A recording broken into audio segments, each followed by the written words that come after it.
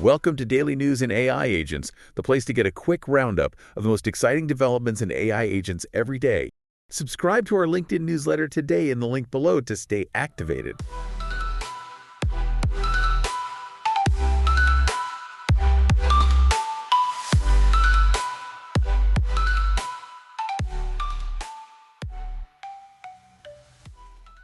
Sure. Okay, so let's just jump right in. Okay. This one blew my mind. Okay.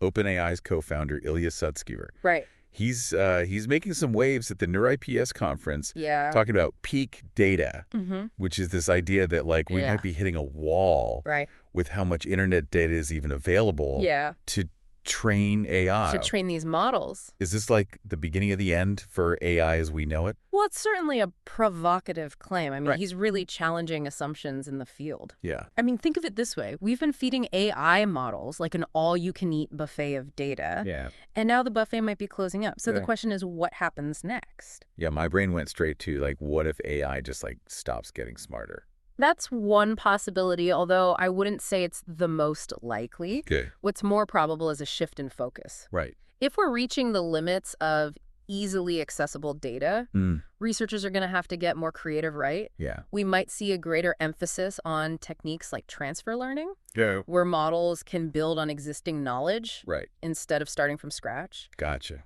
And this is where things get really interesting. Oh, yeah. We could see a move towards entirely new paradigms of AI development. Like what? Give me a sneak peek. Well, there's this concept called analog AI. Analog AI. Which is based on the idea of building AI systems that mimic the human brain using analog circuits. It's a radically different approach, and some experts believe it has the potential to be far more energy efficient and powerful than current digital AI. Really?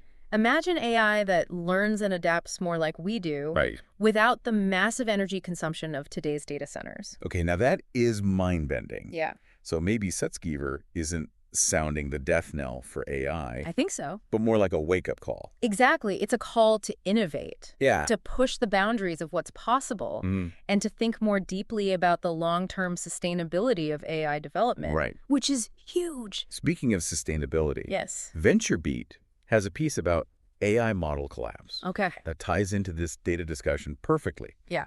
Apparently, if AI keeps training on the same, limited data, Right. it can actually start getting worse at generating new stuff.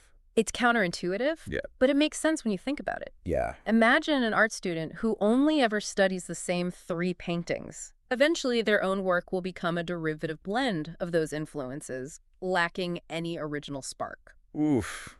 I can definitely see that happening. Right. So are we doomed to a future of, unoriginal, repetitive AI?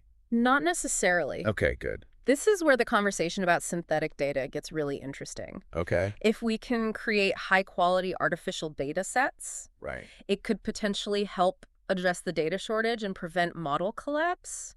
Yeah. Of course, there are challenges to overcome, Right. but it's one of the avenues researchers are exploring. So Sutskever might be right about the limits of current data, Potentially. but maybe we're just on the verge of a whole new era of data creation. Potentially, Yeah. yes. It's a fascinating time to be watching this unfold. It is. Yeah. All right, so we've got potential data limits, Right. maybe new data sources on the horizon. Yeah. But the AI drama doesn't stop there. No, it does not. Let's talk OpenAI. Okay. Because things are getting messy over there. Oh, buckle up. This one's a roller coaster. Since Elon Musk Yep. and now Mark Zuckerberg are backing a lawsuit against OpenAI, Right. challenging their shift from nonprofit to for-profit. Yeah. They're basically saying that this move betrays OpenAI's original mission Mm-hmm. of developing AI for the good of humanity. Right. What's their argument exactly?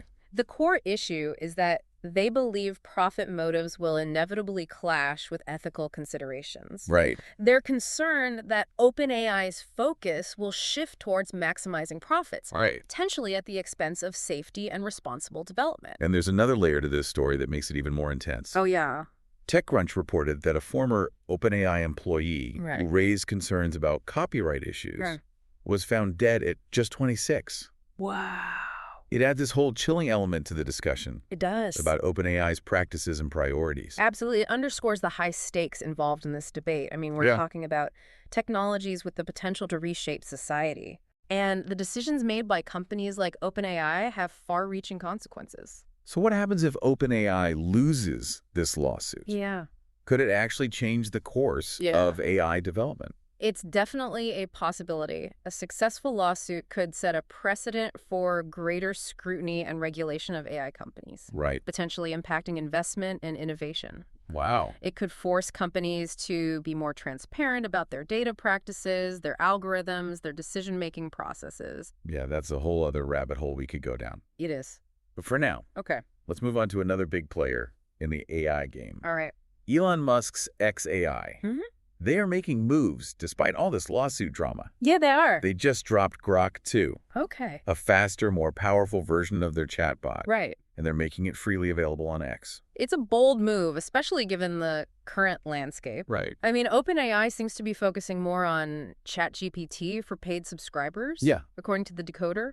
So Musk is essentially offering a free alternative. It definitely feels like a strategic play. Right. Is he trying to position Grok as like the people's chatbot? Perhaps it's certainly a way to attract users and generate buzz, but it's also important to consider the broader context, Right. Musk has been vocal about his concerns with OpenAI's direction, Right. and this could be seen as his attempt to offer a different vision for AI development. All right, so we've got potential data limits, Right? ethical questions about OpenAI, and Musk shaking things up with Grok. Yeah.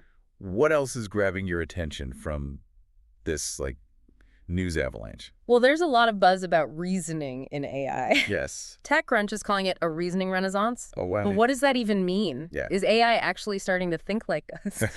I was wondering the same thing. Yeah. It sounds very sci-fi, It does. but also a bit vague. It's definitely a term that's being thrown around a lot, but there is substance behind the hype. Reasoning in AI refers to models that can go beyond simple pattern recognition and actually understand the underlying logic and relationships within data. Okay. For example, instead of just predicting the next word in a sentence, Yeah. a reasoning model might be able to deduce the cause and effect of events described in the text. Okay. Or in the case of Alibaba's new benchmark, Right. Process Bench, Yeah. it can assess how well AI can spot errors in mathematical reasoning. So it's not just about crunching numbers or spitting out text, Right. but about understanding the why behind it. Exactly. It's about moving beyond superficial intelligence towards something that resembles genuine understanding. Okay. I'm starting to see why people are calling it a renaissance. Yeah. It does feel like a potential turning point in AI's evolution. It's certainly a fascinating area to watch, and Yeah. one that raises a lot of intriguing questions. I'm with you. Before we get too deep into the technical weeds, though, Okay. let's take a step back All right. and look at the big picture for a moment. Yeah. Because I came across this concept Okay. that made me think about the future of AI in a whole new way. Right. Have you heard of Nick Bostrom? Of course, he's a leading thinker on AI safety and the future of humanity. Right. Yeah. What caught your eye? I stumbled upon this interview with him Okay. on the AI in Business podcast, Right. where he's talking about this idea of a worthy successor. Oh, yeah. It totally blew my mind. Right. He's basically saying that as AI gets smarter, Right. it might eventually surpass human intelligence Mm-hmm. and become post-human intelligence. Right. And the question is, how do we make sure Yeah. that this future superintelligence embodies the values we care about? It's a concept that forces us to confront some deeply unsettling questions. Right. I mean, what does it mean to be human in an age of superintelligent machines? Exactly. And how do we ensure that AI, if it does surpass us, uses its power wisely and ethically? Exactly. It's both exciting and terrifying. Precisely. It's a call to action for proactive and thoughtful AI development. Okay, that's a lot to chew on. Is. We've got potential data limits, Right. ethical battles brewing, Mm-hmm. a chatbot race heating up, Yeah. and some seriously thought-provoking questions about the very nature of intelligence. It's a lot. Where do we even go from here? Well, there's even more to unpack, believe it or not. Oh. But we'll save that for the next part of our deep dive. For now, I think it's worth reflecting on what we've learned so far. We're at a pivotal moment in AI history Yeah. where breakthroughs and challenges seem to be emerging at an unprecedented pace. Right? It's up to all of us to stay informed, engaged, Yeah. and to ask the tough questions as we navigate this uncharted territory. All right. You've convinced me I need a minute to process all of this. You got it. We'll be right back with part 2 of this AI news marathon. Okay. Stay tuned. Welcome back. I hope you've had a moment to catch your breath because we're diving right back into the AI news vortex. My brain is already buzzing. Yeah! But hit me with it. What else is happening out there in the AI world? Yeah. Well, this one caught me off guard. TechCrunch is reporting that Klarna, the buy now, pay later company, Okay. they claim to have stopped hiring thanks to AI. Wait, they've replaced their entire HR department with robots. Not quite robots, but Okay. your CEO, Sebastian Siemiatkowski, told Bloomberg TV that they've implemented generative AI Okay. to handle a lot of the tasks previously done by human employees. Right. He even said it allowed them to significantly reduce their workforce. Okay, that's wild. But something's not adding up. I checked their website and they still have job postings. You're right. It seems the reality might be a bit more nuanced than the headlines suggest. Yeah. They're clearly still hiring humans, but perhaps AI is playing a larger role in their operations than before. Maybe this is a case of a CEO getting a bit ahead of himself with the AI hype. It's a good reminder that we need to be critical of grand pronouncements about AI replacing jobs. Right. The actual impact is often more complex and happens gradually. Instead of an entire professions vanishing overnight, we're more likely to see AI automating specific tasks. Yeah, Freeing up humans for more strategic or creative work. that makes sense. It's not about AI versus humans, Right. but about finding the right balance and figuring out how they can work together effectively. Exactly. Now, while we're on the topic of hype versus reality, Okay. let's talk about these world models that are generating a lot of buzz. Yes, I saw that too. TechCrunch had an article about them being the next big thing in AI. It sounded super sci-fi, like AI building its own virtual universes. That's the basic idea. Okay. The goal is to create AI systems that can simulate entire worlds complete with their own internal logic and rules. Wow. Think of it as a giant sandbox for AI.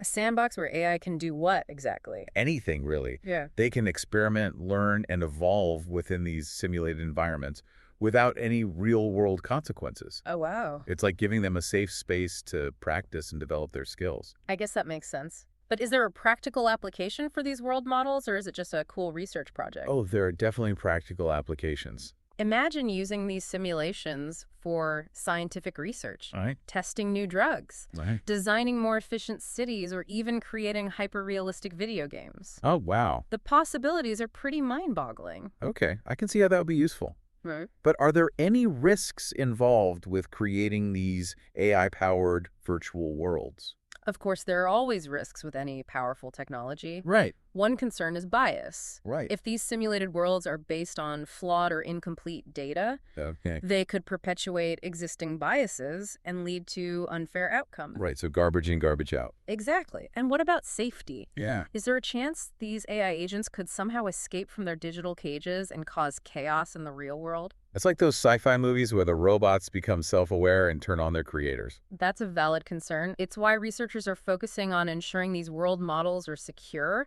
and that the AI agents within them are properly constrained. Hopefully we can avoid that particular scenario. So we've got world models potentially revolutionizing AI development. Right. But what about the humans who are actually building these systems? What are they saying about all of this? Well, there's an interesting tidbit from TechCrunch about Mark Andreessen, the prominent venture capitalist. Okay. He recently met with the Biden administration to discuss AI regulation, and he came away from the meeting feeling very uneasy. Uneasy. What happened? He felt that the people he met with, who were mostly younger staffers, were overly focused on the potential dangers of AI Okay. and not giving enough consideration to the potential benefits. Gotcha. He even used the phrase out for blood to describe their attitude. Wow, that's intense. Sounds like a bit of a generational clash of perspectives. Perhaps. It highlights the difficulty of finding the right balance in AI regulation. Right. How do we encourage innovation while also safeguarding against potential harms? That's the million-dollar question. Hmm. And it's a conversation that needs to involve people from diverse backgrounds and perspectives. Absolutely. We need to move beyond fear-mongering and hype and focus on having a nuanced and informed discussion about the future we want to create with AI. All right, so we've talked about AI building virtual worlds Right. and the challenges of regulating a rapidly evolving technology. Mm-hmm.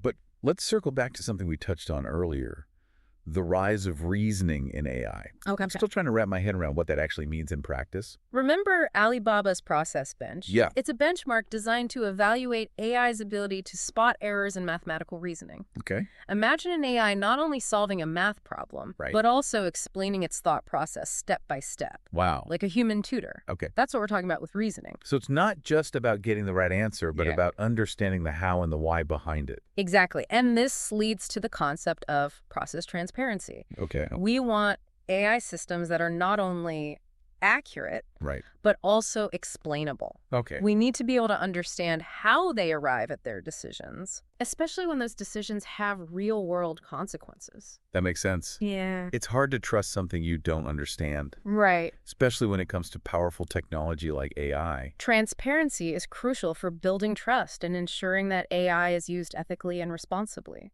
So we've covered a lot of ground on the technical and ethical front, We have. but let's not forget the human side of AI. Right. What about our role in all of this? You're right. AI is ultimately a tool created by humans for humans.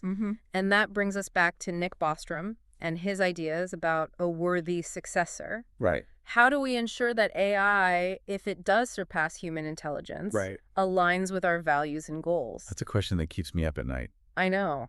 It's both exciting and terrifying to think about the possibilities. It is. It's a challenge that demands careful consideration and collaboration from experts across multiple fields, Yeah. including computer science, ethics, philosophy, and even psychology. And we need to start thinking about these issues now, before it's too late.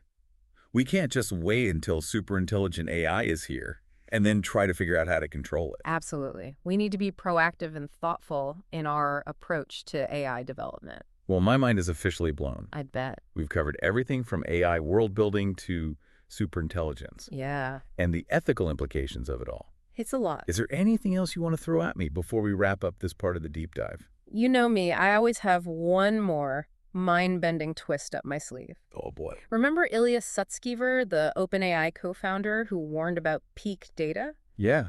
Well, he also had some interesting things to say about the unpredictability of superintelligent AI. Unpredictable. As in, we might create something we can't control.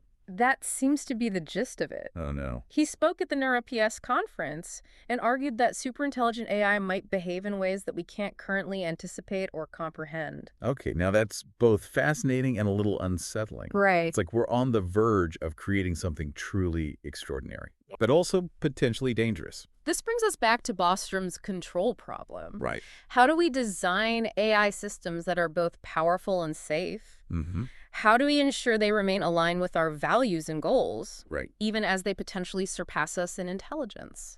Those are some heavy questions. Mm. And honestly, I'm not sure I have the answers. And that's okay. No one does, at least not yet. Right. But the important thing is that we're having these conversations, that Yeah. we're acknowledging the potential risks and challenges and actively seeking solutions. You're right. It's about being aware, staying informed, and engaging in open and honest dialogue. Exactly. And on that note, I think it's time to take a breath and prepare ourselves for the final leg of our AI news journey. I'm ready for it. What else have you got? Let's finish this deep dive strong. All right, you ready for the final stretch of our AI news marathon? We've covered a lot of ground, from peak data and ethical concerns to the rise of reasoning and the mind-boggling concept of world models. My head is spinning, but I'm ready for more. Hit me with your final insights. Well, remember how we discussed the potential limits of data for AI training? Yeah. That whole peak data situation? Right. It has researchers scrambling for solutions. Yeah, it's like we're running out of fuel for the AI engine. Mhm. What happens next? Well, one intriguing possibility is a shift away from the data-hungry approach. Okay. That's dominated AI development so far. Right. Unite. AI has an article about a concept called analog AI. Analog AI. Okay, now that sounds retro. Like we're going back to the days of dial-up internet. It might seem like a step backward, Yeah. but there's a growing movement within the AI community Right. to explore the potential of analog computing for artificial intelligence. Why this sudden interest in this old-school technology? Energy efficiency. Digital AI, with its reliance on massive data centers and complex algorithms, is incredibly energy intensive. Yeah. Analog AI, on the other hand, Yeah. could be orders of magnitude more efficient. Think about it. The human brain is remarkably powerful, Yeah. yet it runs on a fraction of the energy of a typical AI system. That's a great point. Our brains are incredibly complex and efficient, and we haven't even come close to replicating that with digital AI. Exactly. And that's why some experts believe that analog AI could be the key to unlocking the next generation of AI breakthroughs. Oh, wow. It's about taking inspiration from nature Yeah. and building AI that's more in tune with the way our brains work. So instead of trying to brute force AI development with bigger and bigger data sets, Right. we could shift to a more elegant, energy-efficient approach inspired by the human brain. Precisely. It's a paradigm shift in how we approach AI development. Wow. It's definitely something I'll be keeping my eye on. So we've covered peak data lawsuits, chatbots, reasoning world models, and now analog AI. Yeah. What a whirlwind tour of the AI landscape. And with that, we've reached the end of our AI News Odyssey for December 14th, 2024. Oh, wow. It's been quite a ride, wouldn't you say? It has been a wild ride. I feel like I've learned so much in such a short time. It's a testament to how dynamic and rapidly evolving the field of AI is. It's crucial to stay informed and engaged to navigate the complexities and opportunities that lie ahead. I couldn't agree more, and I want to thank you for being such a fantastic guide through this AI news jungle. Oh, thank you. It's been a pleasure picking your brain. The pleasure was all mine. And to our listeners, we hope you've enjoyed this deep dive into the world of AI news. Remember, the future of AI is not predetermined. It's up to all of us to shape it in a way that benefits humanity. So stay curious, stay informed, Yes. and most importantly, stay engaged. Yeah. The AI revolution is happening now, and we all have a role to play in shaping its trajectory. Until next time, keep exploring the fascinating world of AI. We'll be back soon with more deep dives into the latest news and developments. Stay tuned!